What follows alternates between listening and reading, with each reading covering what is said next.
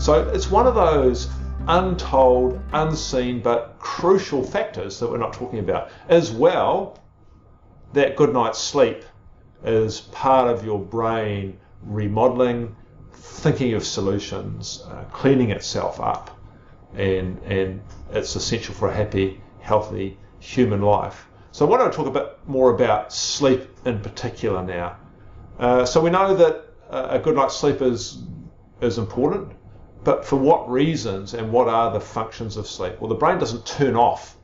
It keeps going. It's still demanding energy when you're sleeping. And there's really two distinct phases it's in. One is this non-REM or deep sleep, and there's more of that at the start of the night. And this is why going to bed at a reasonable hour enables that to happen. If you go to bed very late, you just miss this phase. In a non-REM or deep sleep, what we see is, you've heard of the lymphatic system, the system that helps the immune function around the body. In the brain, recently discovered as the glymphatic system.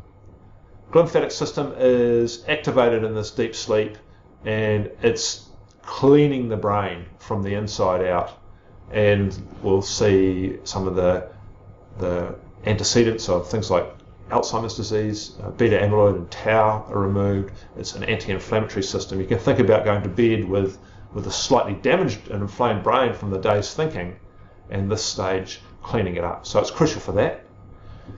And then you've got this dream sleep. Now, I don't know what you're dreaming about, and you may not either. I don't think the contents matter so much, but it does matter that you do get this dream sleep, which happens all through the night, but it's more intense and longer towards the end of that 6, 7, 8 hours sleep, and that's why getting that length of sleep is important, so you get that dreaming in. Now, what happens in dreaming? Well, dreaming's a time for really, I guess, metaphorically sorting those postal notes out that have accumulated during the day and move them to different parts of the brain and connecting them up where appropriate.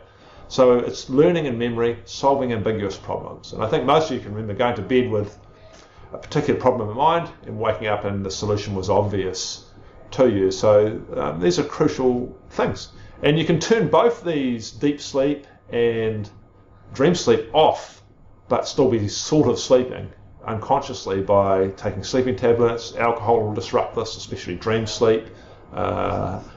Being near loud noises, annoying pets, neighbours, snoring yourself, being near a snorer, those sorts of things, kids, animals waking up in the night, all disrupt this normal sleep pattern, and you don't get those benefits. And you also don't get to control your blood sugar. So some tips, quick tips for a good night's sleep. Routine is crucial here. We don't want this sort of social jet lag where you burn the candle at both ends over the weekend and try and make up for it, or try and sleep in over the weekends to make up for your hectic week. Same time going to sleep every day of the week. Get up at more or less the same time is key. We call this broader practice sleep hygiene. I don't think it's much to be doing with being clean, but that's what it is. Called nonetheless. So some other sleep hygiene tips: avoiding alcohol. Alcohol turns off dream sleep. Can't dream, can't think, can't remember. It's a powerful effect. Caffeine, obviously. Some of us are slow caffeine metabolizers, so caffeine after midday doesn't do so well for us. Falling asleep before bedtime suppresses a neurotransmitter called adenosine. Adenosine's building up all of us during the day. Falling asleep on the couch in that early evening zeroes adenosine again, and some of that pressure to go to sleep ceases. The second process that you can interfere with is the one of blue light. So ideally you wake up in the morning, you'll be exposed to outside light. Outside light contains blue wavelength light. Blue wavelength light suppresses melatonin. You feel wide awake. Dusk comes, the blue light goes away, melatonin, the sleep hormone, rises, you get sleepy, go to bed, have a great night's sleep. Think camping. Exactly what happens. Opposite of camping, of course, as you wake up, you don't really go outside, you get on your device, you go to work, you're inside the whole time, you're on devices, you come home, you're in inside light again, you don't see any blue light, you're in a situation where the brain doesn't get the right signals to have a good night's sleep. And so devices out of bedrooms is crucial.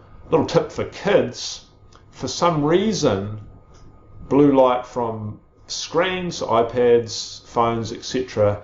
absolutely zeroes their melatonin and disrupts their quality and quantity of sleep. It disrupts adults but halves it.